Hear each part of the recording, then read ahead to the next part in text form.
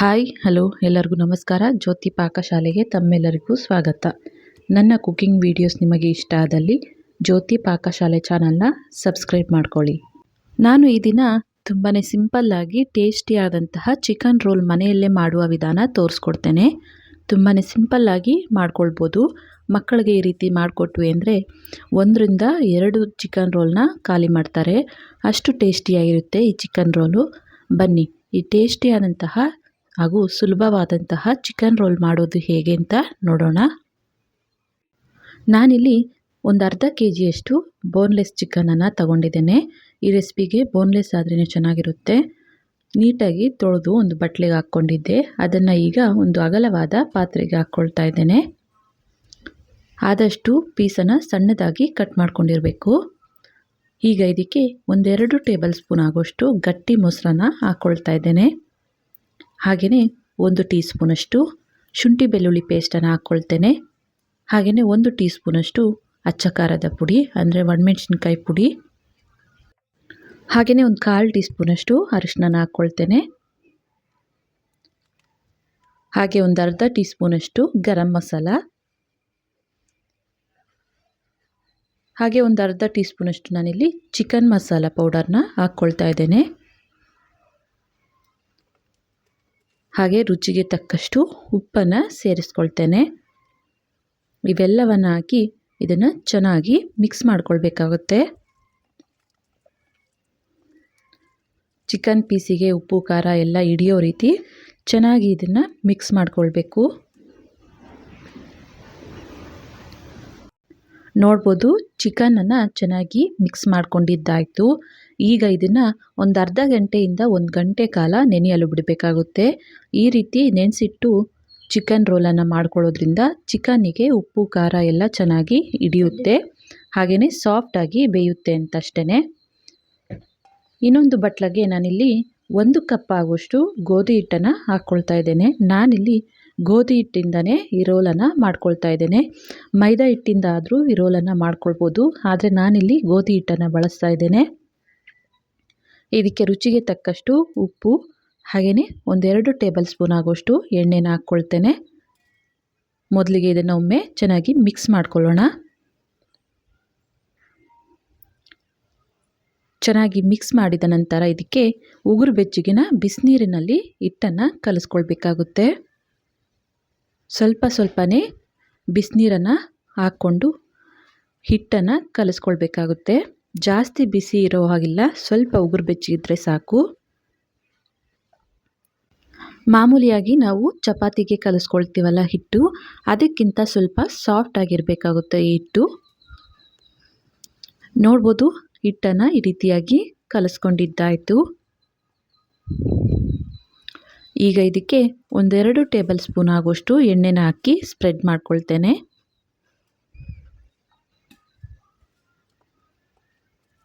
ಎಣ್ಣೆನ ಹಾಕಿ ಚೆನ್ನಾಗಿ ಈ ರೀತಿಯಾಗಿ ಸ್ಪ್ರೆಡ್ ಮಾಡಿ ಇದನ್ನು ಒಂದು 10-15 ನಿಮಿಷ ನೆನೆಯಲು ಬಿಡಬೇಕಾಗುತ್ತೆ. 1 ಗಂಟೆ ಚಿಕನನ್ನು ನೆನೆಸಿಟ್ಟಿದ್ದೆ. ಈಗ ಚಿಕನ್ನಿಗೆ ಒಗ್ಗರಣೆ ಮಾಡ್ಕೊಳ್ಳಿಕ್ಕೆ ಗ್ಯಾಸ್ ಮೇಲೆ ಕಡಾಯಿನ ಇಟ್ಟು 1-2 ಟೇಬಲ್ ಸ್ಪೂನ್ ಆಗುವಷ್ಟು ಬೆಣ್ಣೆನ ಹಾಕ್ಕೊಳ್ತಾ ಇದ್ದೇನೆ. ಬೆಣ್ಣೆಯಿಂದ ಈ ರೆಸಿಪಿ ಮಾಡೋದ್ರಿಂದ ಟೇಸ್ಟು ಚೆನ್ನಾಗಿರುತ್ತೆ. ಬೆಣ್ಣೆ ಇಲ್ಲ ಅಂದರೆ ಎಣ್ಣೆ ಆದರೂ ಬಳಸ್ಬೋದು. ಬೆಣ್ಣೆ ಸ್ವಲ್ಪ ಕರಗಿದ ನಂತರ ಇದಕ್ಕೆ ನಾವು ನೆನೆಸಿಟ್ಟಂತಹ ಚಿಕನನ್ನು ಹಾಕ್ಕೊಳ್ತಾ ಇದ್ದೇನೆ. ಚಿಕನನ್ನು ಹಾಕಿ ಲೋ ಟು ಮೀಡಿಯಮ್ ಫ್ಲೇಮಲ್ಲೇ ಚೆನ್ನಾಗಿ ಇದನ್ನು ಫ್ರೈ ಮಾಡ್ಕೊಳ್ಬೇಕಾಗುತ್ತೆ. ಲಿಡ್ಡನ್ನು ಕ್ಲೋಸ್ ಮಾಡಿ ಇದನ್ನು 1-2 ನಿಮಿಷ ಬೇಯಿಸ್ಕೊಳ್ಳೋಣ. ಆಗಾಗ ಲಿಡ್ಡನ್ನು ತೆಗೆದು ಇದನ್ನು ಕಲಿಸ್ಕೊಳ್ತಾ ಬೇಯಿಸ್ಕೊಳ್ಬೇಕು. ಚಿಕನ್ನಲ್ಲಿರೋ ನೀರೆಲ್ಲ ಬಿಟ್ಕೊಂಡು ಡ್ರೈ ಆಗಬೇಕು, ಅಲ್ಲಿವರೆಗೂ ಇದನ್ನು ಚೆನ್ನಾಗಿ ಫ್ರೈ ಮಾಡ್ಕೊಳ್ಬೇಕಾಗುತ್ತೆ. ನೋಡಿ ಕಲಸಿದ್ದಾಯಿತು. ಮತ್ತೆ ಲಿಡ್ಡನ್ನು ಕ್ಲೋಸ್ ಮಾಡಿ ಮತ್ತೆ 1-2 ನಿಮಿಷ ಇದನ್ನು ಬೇಯಿಸ್ಕೊಳ್ತೇನೆ. ನೋಡ್ಬೋದು ಚಿಕನ್ನಲ್ಲಿರೋ ನೀರೆಲ್ಲ ಬಿಟ್ಕೊಳ್ತಾ ಇದೆ. ಈ ನೀರೆಲ್ಲ ಡ್ರೈ ಆಗೋವರೆಗೂ ಇವನ್ನ ಫ್ರೈ ಮಾಡ್ಕೊಳ್ಬೇಕಾಗುತ್ತೆ. ಮತ್ತೆ ಲಿಡ್ಡನ್ನು ಕ್ಲೋಸ್ ಮಾಡಿ ಮತ್ತೆ 1-2 ನಿಮಿಷ ಇದನ್ನು ಬೇಯಿಸ್ಕೊಳ್ತೇನೆ. ನೋಡ್ಬೋದು ಚಿಕನ್ನಲ್ಲಿರೋ ನೀರೆಲ್ಲ ಡ್ರೈ ಆಗ್ತಾ ಬರ್ತಾ ಇದೆ. ಈ ಟೈಮಲ್ಲಿ ಇದಕ್ಕೆ ಒಂದು ಅರ್ಧದಷ್ಟು ಕ್ಯಾಪ್ಸಿಕಮ್ನ ಈ ರೀತಿ ಉದ್ದುದ್ದಕ್ಕೆ ಕಟ್ ಮಾಡ್ಕೊಂಡಿರೋದನ್ನು ಸೇರಿಸ್ಕೊಳ್ತೇನೆ. ಹಾಗೆಯೇ ಒಂದು ಮೀಡಿಯಮ್ ಗಾತ್ರದ ಈರುಳ್ಳಿನ ಉದ್ದಕ್ಕೆ ಕಟ್ ಮಾಡ್ಕೊಂಡಿರೋದನ್ನು ಸೇರಿಸ್ಕೊಳ್ತೇನೆ. ಕ್ಯಾಪ್ಸಿಕಮ್ಮು ಹಾಗೂ ಈರುಳ್ಳಿ ಹಾಕಿರೋದ್ರಿಂದ ಒಂಚೂರಷ್ಟು ಉಪ್ಪನ್ನು ಸೇರಿಸ್ಕೊಂಡು ಇದನ್ನು ಮಿಕ್ಸ್ ಮಾಡ್ಕೊಳ್ತೇನೆ. ಮಿಕ್ಸ್ ಮಾಡಿಕೊಂಡು ಇವನ್ನ ಫ್ರೈ ಮಾಡ್ಕೊಳ್ಬೇಕಾಗುತ್ತೆ. 1-2 ನಿಮಿಷ ಫ್ರೈ ಮಾಡಿಕೊಂಡ್ರೆ ಸಾಕು. ಈ ಕ್ಯಾಪ್ಸಿಕಮ್ಮು ಹಾಗೂ ಈರುಳ್ಳಿ ಒಂದು ಅರ್ಧದಷ್ಟು ಬೆಂದರೆ ಸಾಕು. ಫುಲ್ ಸಾಫ್ಟಾಗಿ ಬೇಯೋ ಅವಶ್ಯಕತೆ ಇಲ್ಲ. ಇವೆರಡನ್ನು ಹಾಕಿ 1-2 ನಿಮಿಷ ಫ್ರೈ ಮಾಡಿಕೊಂಡ್ರೆ ಸಾಕು. ನೋಡ್ಬೋದು, ಕ್ಯಾಪ್ಸಿಕಮ್ ಹಾಗೂ ಈರುಳ್ಳಿನ ಹಾಕಿ 1-2 ನಿಮಿಷ ಫ್ರೈ ಮಾಡ್ಕೊಂಡಿದ್ದಾಯಿತು. ಇಷ್ಟು ಫ್ರೈ ಆದರೆ ಸಾಕು. ಈಗ ಗ್ಯಾಸನ್ನು ಆಫ್ ಮಾಡ್ಕೊಳ್ತೇನೆ. ಇದನ್ನು ಸ್ವಲ್ಪ ತಣ್ಣಗಾಗಲು ಬಿಡೋಣ. ಇನ್ನೊಂದು ಕಡೆ ನಾನಿಲ್ಲಿ ಒಂದು ಬಟ್ಲಿಗೆ 1 ಮೊಟ್ಟೆನ ಒಡೆದು ಹಾಕ್ಕೊಳ್ತಾ ಇದ್ದೇನೆ. ಈ ಮೊಟ್ಟೆ ಮಿಶ್ರಣಕ್ಕೆ ಒಂದು ಚಿಟಿಕೆಯಷ್ಟು ಕಾಳು ಮೆಣಸಿನ ಪುಡಿನ ಹಾಕ್ಕೊಳ್ತೇನೆ.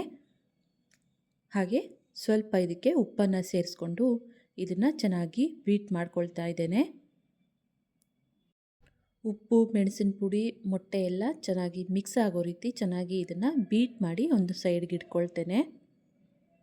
ನಂತರ ನಾವು ನೆನೆಸಿಟ್ಟಂತಹ ಹಿಟ್ಟನ್ನು ಮತ್ತೆ ಒಮ್ಮೆ ಈ ರೀತಿಯಾಗಿ ಚೆನ್ನಾಗಿ ನಾದ್ಕೊಳ್ತಾ ಇದ್ದೇನೆ. ಹಿಟ್ಟನ್ನು ಮತ್ತೆ 1-2 ನಿಮಿಷ ಈ ರೀತಿ ಚೆನ್ನಾಗಿ ನಾದ್ಕೊಂಡ ನಂತರ ನಾವು ಮಾಮೂಲಿಯಾಗಿ ಚಪಾತಿಗೆ ತಗೊಳ್ತೀವಲ್ಲ ಹಿಟ್ಟು, ಅದಕ್ಕಿಂತ ಸ್ವಲ್ಪ ಜಾಸ್ತಿ ಹಿಟ್ಟನ್ನು ತಗೊಂಡು ಚಪಾತಿ ಮಣೆ ಮೇಲೆ ಸ್ವಲ್ಪ ಹಿಟ್ಟನ್ನು ಉದುರಿಸ್ಕೊಳ್ತಾ ಚಪಾತಿನ ಲಟ್ಟಿಸ್ಕೊಳ್ಬೇಕಾಗುತ್ತೆ.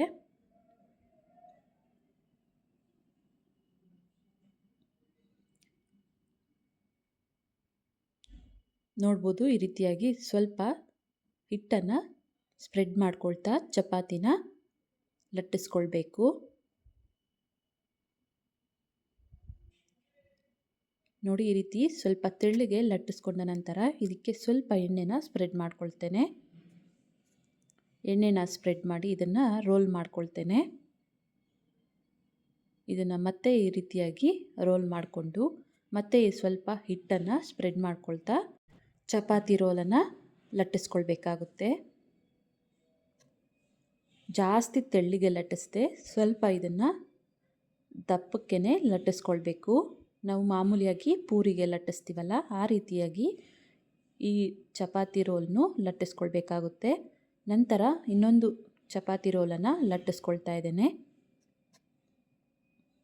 ಯಾವ ರೀತಿ ಅಂತ ತೋರಿಸ್ಲಿಕ್ಕೆ ಮತ್ತೆ ಇನ್ನೊಂದು ಚಪಾತಿ ರೋಲ್ನ ಲಟ್ಟಿಸ್ಕೊಳ್ತಾ ಇದ್ದೇನೆ.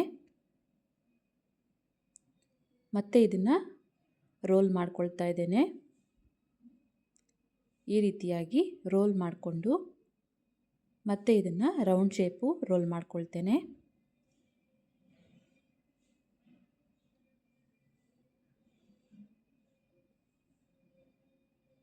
ನೋಡಿ, ಈ ರೀತಿ ರೋಲ್ ಮಾಡಿಕೊಂಡು ಮತ್ತೆ ಸ್ವಲ್ಪ ಹಿಟ್ಟನ್ನು ಸ್ಪ್ರೆಡ್ ಮಾಡ್ಕೊಳ್ತಾ ಈ ಚಪಾತಿ ರೋಲ್ನ ಲಟ್ಟಿಸ್ಕೊಳ್ಬೇಕಾಗುತ್ತೆ. 1-2 ಲಟ್ಟಿಸ್ಕೊಂಡು ನಾವು ರೆಡಿ ಇಟ್ಕೊಂಡ್ವಿ ಅಂದರೆ ಬೇಗ ಫ್ರೈ ಮಾಡ್ಕೊಳ್ಬೋದು, ಸುಟ್ಕೊಳ್ಬೋದು ಅಂತ. ನೋಡ್ಬೋದು, ಈ ರೀತಿ ಲಟ್ಟಿಸ್ಕೊಂಡು ಒಂದು ಪ್ಲೇಟಿಗೆ ಹಾಕ್ಕೊಳ್ತೇನೆ. ಹಾಗೆ ಗ್ಯಾಸ್ ಮೇಲೆ ತವಾನ ಇಟ್ಟು ಗ್ಯಾಸ್ ಹಚ್ಕೊಳ್ತೇನೆ. ಇದಕ್ಕೆ ನಾವು ಲಟ್ಟಿಸ್ಕೊಂಡಂತಹ ಚಪಾತಿ ರೋಲನ್ನು ಹಾಕ್ಕೊಳ್ತಾ ಇದ್ದೇನೆ. ಒಂದು ಕಡೆ ಇದು ಫ್ರೈ ಆದ ನಂತರ ಟರ್ನ್ ಮಾಡ್ಕೊಳ್ತಾ ಸ್ವಲ್ಪ ಎಣ್ಣೆನ ಹಾಕ್ಕೊಳ್ತೇನೆ. ಎಣ್ಣೆನ ಹಾಕಿ ಮತ್ತೆ ಇನ್ನೊಂದು ಕಡೆ ಟರ್ನ್ ಮಾಡಿಕೊಂಡು ಇನ್ನೊಂದು ಕಡೆನೂ ಎಣ್ಣೆನ ಹಾಕಿ ಒಂದು ಕಡೆ ಚೆನ್ನಾಗಿ ಇದನ್ನು ಫ್ರೈ ಮಾಡ್ಕೊಳ್ಳೋಣ. ನೋಡ್ಬೋದು, ಚಪಾತಿ ಒಂದು ಕಡೆ ಫ್ರೈ ಆಗಿದೆ. ಇದನ್ನು ಒಂದು ಪ್ಲೇಟಿಗೆ ತೆಗೆದುಕೊಳ್ತೇನೆ.